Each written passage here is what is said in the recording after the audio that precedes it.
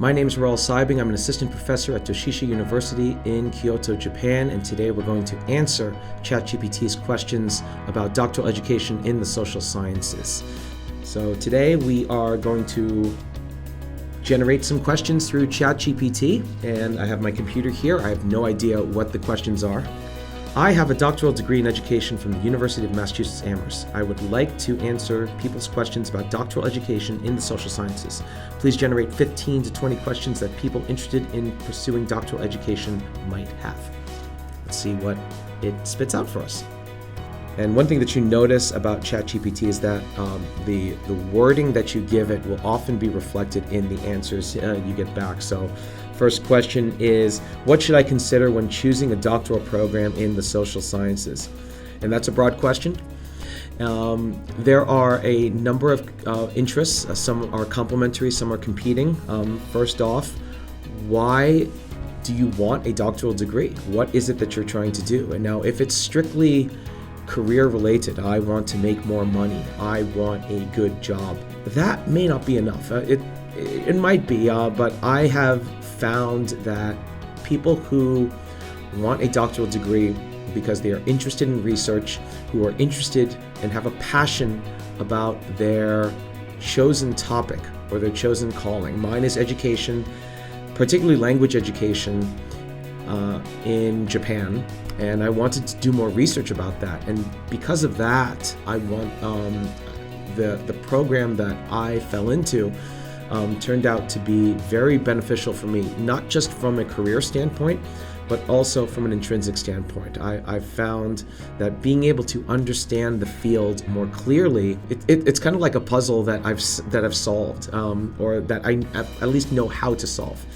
There are career considerations. You're not just doing it just because you're interested in a particular topic. If you want to, then Wikipedia or a YouTube channel is something that might be more relevant to what you want to do.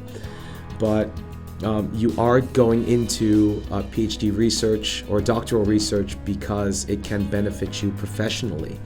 So for that, you want to think about how much financial resources are you willing to commit? Do you have money stashed away in order to support yourself, or do you have a job that can support you while you are pursuing an education? Are you able to commit to the time necessary to pursue a doctoral education? So for me, when I was working in Japan and when I went to get my PhD in the United States, then I had to decide, am I able to quit my job for a couple of years, take on a part-time job? In my case, I ended up taking two part-time jobs. The social science aspect of it is also important. If you are a PhD in, say, physics or in engineering, there may be more lucrative jobs at an aerospace company, a defense company, and you might find more lucrative paths there than if you are in education. By planning ahead, you don't have to have everything nailed down within the next 15 to 20 years, but you have to have some idea of what paths are possible with the PhD. So let's go to the next question. So how do I find a faculty advisor or supervisor who aligns with my research interests? When it comes to a doctoral program, you don't just want to blindly apply for PhD programs. So there's many education PhDs, and there's many sociolinguistics or applied linguistics PhDs. I have a particular interest. I'm interested in language education or sociolinguistics from a sociocultural or critical point of view. You want to nail down your specific interest, and then you want to find out specific scholars who are knowledgeable in your specific field, the one that you're interested in or passionate in. Because those are the researchers that you can most easily align with, and who might be most amenable to your research agenda. So that involves reading research published by those scholars and then reaching out to those scholars. It helps to reach out to them contact them, have a conversation with them before you even apply. So we're not going to answer all of these questions, but let's take a look at some that I think I can answer for you. How important is the reputation of the university when selecting a doctoral program? In language education, there is a prominent University of Hawaii, I believe, with a couple of famous researchers and scholars who make the rounds at conferences or regularly publish. And the whispers are always, oh, if you are supervised by that person, then you're basically set. And that might be true, but to a certain degree. When you have a paper that is co-published with a prominent author, they might look at the second person and say, oh, that person might have potential. It was important for me to just find a program that aligned with my interest, and in which case that program provided me with the research methodology, the theoretical insight, and the awareness of the challenges within higher education that surround academic publishing and work in higher education. And so a program that gives you those things will be just as important, if not more important, than a program that just happens to be famous. Let's take a look at a couple of other questions. What does the application process typically involve, and how can I strengthen my application? I ended up applying to 5 programs, all of which aligned with my interests, and all of them accepted my application. Just being able to have a conversation with all of the faculty members at the institutions that I applied to, and I had conversations with all of them, I talked with other faculty at other institutions where they did say, yeah, this program may not be for you. In which case, I didn't, and I ended up not applying to those programs.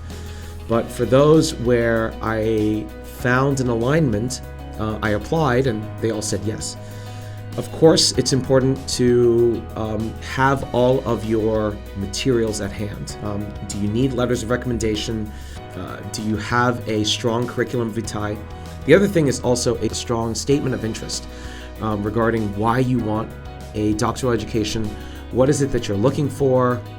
Do you have a prospective research plan? And so if you can prepare all of those materials ahead of time before you start your application in earnest, and if you've taken the time to talk with the faculty members at the institutions that you're going to apply to, then you're off to a strong start. What skills are essential for success in doctoral programs in the social sciences? Organization is key. You will learn, if you choose the right courses in your first year, you will learn a lot of the organizational skills that you need. First off, are you able to search for the right literature? Some doctoral programs have courses strictly about creating a literature review, because that literature review informs the rest of your research process. I was fortunate in my first semester to belong to a foundational course where we were taught how to search for literature, how to synthesize it, and how to identify the major weaknesses in each particular piece of research, not just the literature review skills, but also other organizational skills. Do you have the systematic thinking to be able to organize meetings with other faculty? Do you have the time management necessary to make the most of the 24 hours in the day, not just for studying, not just for handling coursework, but also collecting literature, also putting aside extra time to write papers and to conduct research? Do you have the extra time to coordinate some semblance of work-life balance? There will be some days where you will need to commit 16 hours in a day.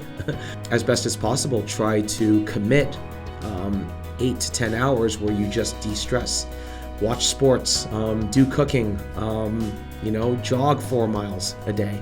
Whatever it takes, are you able to achieve some level of work-life balance, not just day to day, but over the course of a prolonged period of time? And then also the skill of being able to look beyond the PhD. Do you have a career ready to go by the time you graduate, but also having a plan B? What should I do if I decide that I don't want to finish this PhD? Are there other career paths laid out for me? Having those skills is really important in order to survive a doctoral program. So here's one. What strategies can I use to overcome writer's block during the dissertation process? From the first semester, you are writing papers. In a well-structured doctoral program, you are writing papers not only for your coursework, but those coursework papers can later be folded into other papers that you might want to publish later on. And I remember for my foundational course, I had to write an annotated bibliography, which later on can be folded into a literature review that you can publish into an academic journal, which might be useful if your doctoral program requires you to publish papers before you can start writing for your dissertation. I don't have a strategy for overcoming writer's block. When you have it, the best thing that you can do is to move on to another paper or take a break until an idea comes to you to continue writing. The real strategy for overcoming writer's block is to write ahead of time. By the time I had my dissertation, I had about 3 or 4 papers that I had written and never published because they were about 80% complete, and I stumbled on a writer's block for those papers, and I said, you know what, let's not publish these papers, let's move on to another thing. And by the time I came to my dissertation, I needed to write chapters for the research context, the methodology, the theoretical background, and I thought, wait a minute, I had these papers sitting in my Dropbox. Why don't I fold that text into this dissertation? And that saved me a lot of time, and that will be helpful when you are in your professional journey. You will be writing forever. It is the old publish or perish. If you're interested in a career in higher education, one of the important skills is being able to write nonstop. Not just for its own sake, but writing because you are passionate and you want to share your knowledge with the world. So what opportunities are there for publishing research as a doctoral student? Definitely there are countless journals ready to take your work. Your advisor will have ideas for where to publish, especially if your research interests align with your advisor, and go where they publish.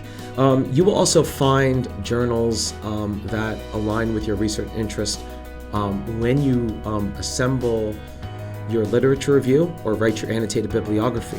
The same journals might pop up within that list, and you might think, okay, I'm going to try to publish in those journals. One thing that you do want to avoid, at least starting out, is to write for journals that require a publication fee ahead of time. There are many reputable open access journals or journals that take publication fees, but it's usually researchers who have funding that can support those publication charges, because those publication charges can be hundreds or even thousands of dollars, which may be out of reach of doctoral students. So publish in journals that don't take fees in order to publish. And the other reason for avoiding journals that charge outright fees is because many of them can be predatory in nature.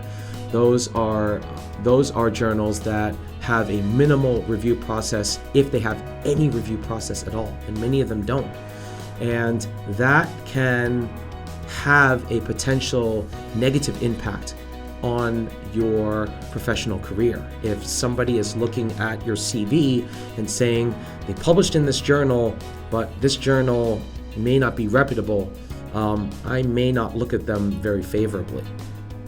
What are the biggest challenges doctoral students in the social sciences face, and how can they address them?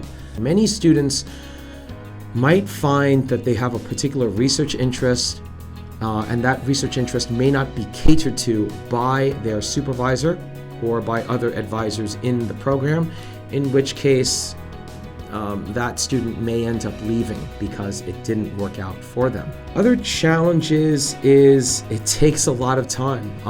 There are students who have taken 5, 6, up to 8 years. Part of that is because the dissertation research, especially if they're doing ethnography or if they're doing longitudinal research, might extend their doctoral journey. The more troubling concern is if you are taking coursework, if you're taking more coursework than you need to.